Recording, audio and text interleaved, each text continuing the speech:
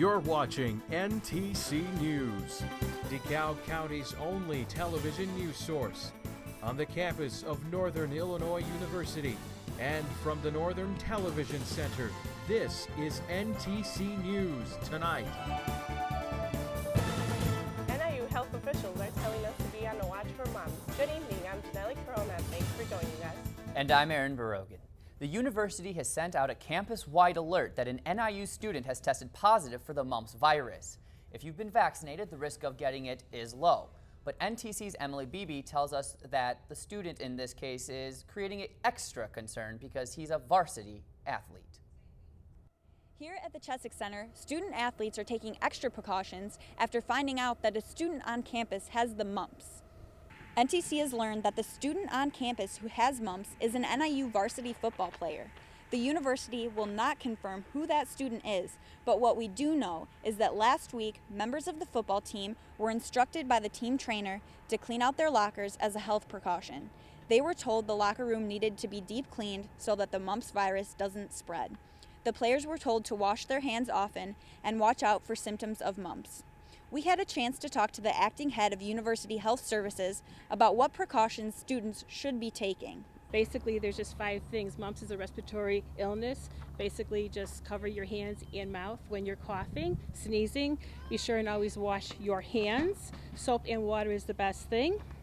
Do not eat or share food or utensils with anybody else. Keep away from close contact with anybody who has any kind of a respiratory illness, including the flu, and never touch your eyes or your mouth. As of now, we haven't heard of any more students getting the mumps, and NIU football practice is continuing to go on as normal. In DeKalb, Emily Beebe, NTC News. Thanks, Emily. A city known for its corn production might see lower numbers this year. A fungal disease from Latin America is infecting some of DeKalb's corn crop this year. The tar spot fungus was found by Monsanto breeders and pathologists. It has been found on crop from DeKalb, LaSalle, and Bureau counties. It grows in cooler, wetter climates and likely blew in with the wind. DeKalb will be making some changes at the former LA Tan will be home to a new restaurant. An investment property plans to demolish the vacant LA Tan building to build a Popeyes on Lincoln Highway. It is currently seeking zoning permissions to continue moving forward. The restaurant is projected to start after the winter weather comes to an end and will be opening its doors in May 2016. 3M has begun its $40 million expansion project. Developers plan to build a distribution center which will be 980,000 square feet next to 3M's Macomb Drive facility. DeKalb County Economic Development Corporation Executive Director says the entire project should be complete in August. The DeKalb Park District is closing a dog park for construction. Katz Park is close to complete the final phases of construction. Fences will be installed around the large and small dog park areas. Water fountains with bottle fillers, built-in bowls for the dogs, and hose spigot will also be put in. A concrete area with areas with water runoff and sandboxes to be put into for dogs who like to dig. Once home to many people, the Evergreen Village mobile home will soon be a picnic spot. 123 mobile homes were demolished and some of the interior roadways removed for the hopes of a parking area, trailhead, picnic area, fishing pond, hiking, and cross-country ski trails.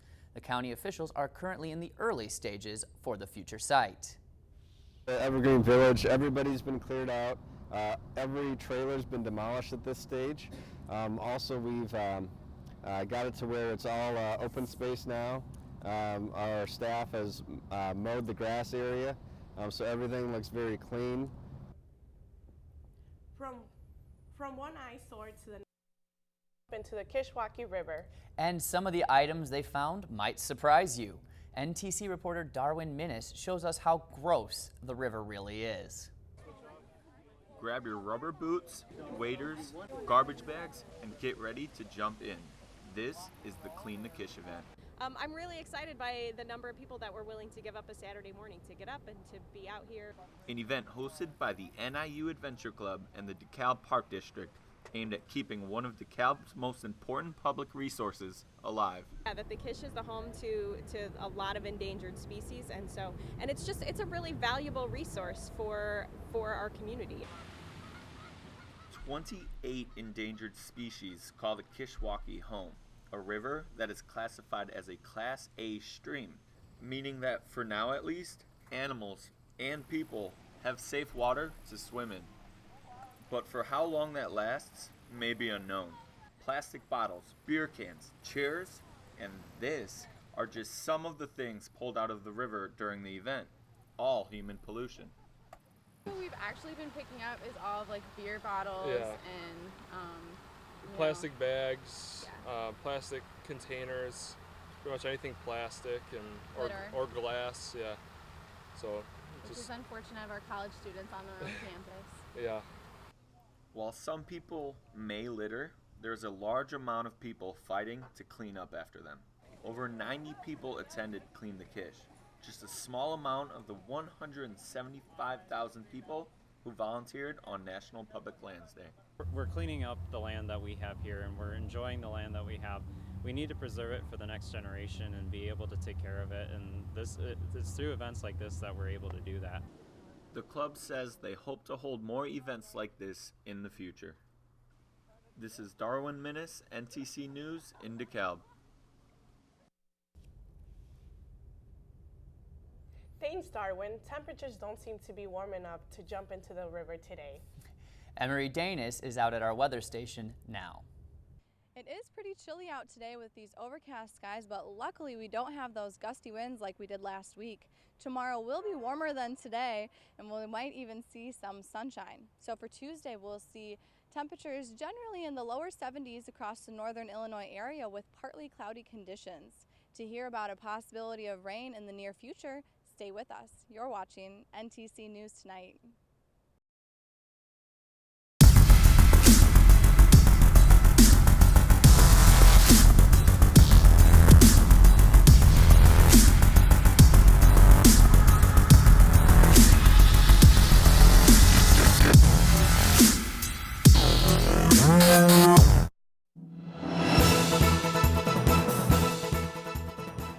Welcome back, everyone. I hope you're all making the best of this gloomy day. It seems like we haven't seen the sunshine quite some time now, but luckily at least we're still pretty warm. High of about 66 degrees today, near normal for this time of year. And overnight tonight we should expect a low of about 53 degrees.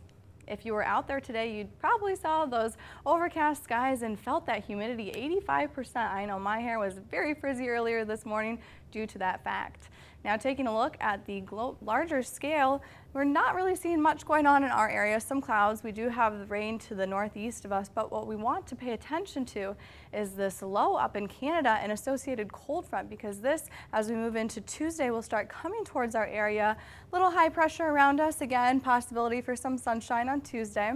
And then that cold front will continue to move further down as we go into Wednesday. Then later on this week into Thursday, we will see that cold front going through and possibly bringing some rain with it on Thursday. Taking it back to tonight, we'll see mostly cloudy conditions, an overnight low of about 53 degrees, and we do have some fog possible after 2 a.m. That fog will continue into Tuesday morning and possibly burning off in the early morning hours. Then for the day, we will see partly sunny conditions with a high of about 71 degrees. Light winds, it should be a pretty day out there on Tuesday. And then for Tuesday night, partly cloudy conditions, an overnight low of about 54 degrees. Then let's take a look at our 5-day weather forecast.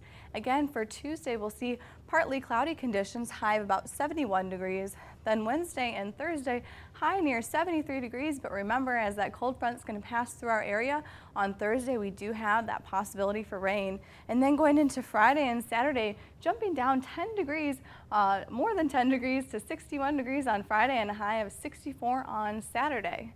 Those sunny skies hopefully will continue into next week. That's all for weather. Let's send it back to the desk. Records showed this past September as one of the warmest in Illinois history. And the stalemate on the state's budget is still causing problems. Here are today's state lines. The State Water Survey reported last month being the 9th warmest September on record for Illinois. The research shows that the average statewide temperature in September was 70.2 degrees. That's 4 degrees higher than average. The warmest September on record for Illinois came in 1933. The budget for emergency call organizations across the state aren't receiving tax revenue. The money for the call centers comes from tax on cell phone users. Governor Bruce Rauner has not released any further details on the budget. A nonprofit group has filed another complaint in federal court as part of its plan to stop filmmaker George Lucas from building a museum along Lake Michigan in Chicago. Friends of the Park's protests question the lease agreement that the Chicago Park District signed with Lucas Museum of Narrative Art. The agreement gives the Lucas Museum a 99-year lease on the lakefront property for $10. The Archdiocese of Chicago says it removed a Roman Catholic priest because of an inappropriate relationship with an adult man.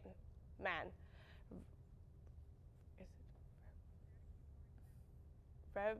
Marco Mercado was dismissed as the rector of the Shrine of Our Lady of Guadalupe in Des Plaines. And those are the state lines. Some folks in South Carolina are being rescued today. And Umpqua Community College opened their doors today after the massive shooting. Here's what's happening in today's World Watch. Russia's military campaign has taken lead in Syria. Reports show that in the last 24 hours, it has hit 9 ISIS targets. Diplomatic tension between Turkey and Russia has increased after Ankara sent its jets to hijack a Russian warplane. Turkey has released a warning. In Guatemala, officials say that at least 131 people have been killed and more than 300 are still missing after a massive landslide. Dozens of homes were buried after a hill collapsed Thursday night near Guatemala City. Locals and rescue workers have been digging through mud and debris. South Carolina is dealing with a record amount of rain. In addition to flooding problems, all of the water is bringing down trees. More than 200 water rescues took place over the weekend. The South Carolina Emergency Management Division reported 315 car accidents and more than 750 calls for assistance. Search and rescue operations started today in Columbia. Umpqua Community College reopened its doors to faculty, staff, and students today. Students retrieved items left behind last Thursday when they fled to their lives as the shooter opened fire, killing 9 people. Counselors were available for those who needed them. Classes and events will resume until next Monday. And that's today's World Watch.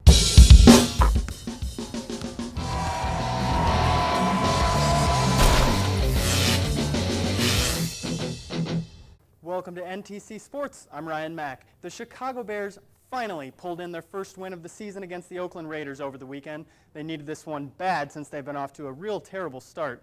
Let's see what happens in that game.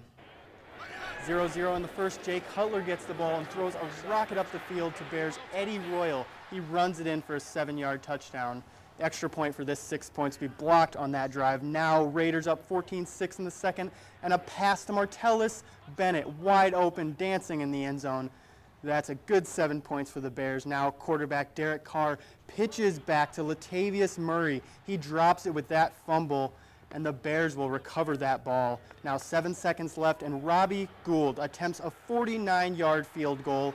He puts that one between the posts, makes it, and Bears go on to win 22-20. Moving over to Major League Baseball, the Chicago Cubbies finished a 3-game sweep against the Milwaukee Brewers on Sunday. Chicago staying strong before their wild card game with the Pirates on Wednesday. Let's look at how Sunday's game ended. See what he does, 1 and 2 Top of the first, 0-0, and Anthony Rizzo with a shot to the right side of the field. He will put 2 runners in, and Chicago will be up 2-0. Now 3-0. Chicago up, and Shane Peterson cranks one deep into left field for the Brewers. This bounces over the fence, ruled a ground rule double, and Milwaukee's get a run on the score. But not much in the game after that. Travis Wood in the 9th throws down the heat and strikes out the Brewers. Chris Davis, the Cubs will win that 3-1. Now moving to the NFL for a powerful tackle. This is today's play of the day. Late in the third quarter, Giants with the ball. A handoff now to Rashad Jennings, and Mario Williams power slams Jennings into the ground. Let's look at the replay on that one. Wow, what a tackle. I think professional wrestling is hiring after that one. And that is today's play of the day. That's all for sports. Emily Beebe will be back with more on Wednesday. Huntington! Every proper bear knows that the right fit means everything. Especially when it comes to car seats. Oh, really? I just did what any bear would do. So know for sure that your child is in the right car seat for their age and size. I like it. To learn more, visit safercar.gov/the right seat. Oh, hello there. Oh, where's that bear? Organizers say it's one of the most photographed events in the world. And with the beautiful skies of New Mexico in the background, I am sure millions of photos were taken. Thousands of spectators traveled from around the world to gather in the launch field Saturday for the first mass ascension of the 44th annual Albuquerque International Balloon Fiesta. The 9-day event kicked off at dawn with more than 500 balloons representing dozens of states and nearly 20 different countries registered this year. Each balloon had a live webcam to capture every moment of the event. A balloon fiesta wouldn't be the brightest idea for us with all the wind we've been having. Let's go out to Emery Danand for a recap on the weather. Once again, Tuesday will be a nice day, so let's hope those clouds will give way to some sunshine later in the day.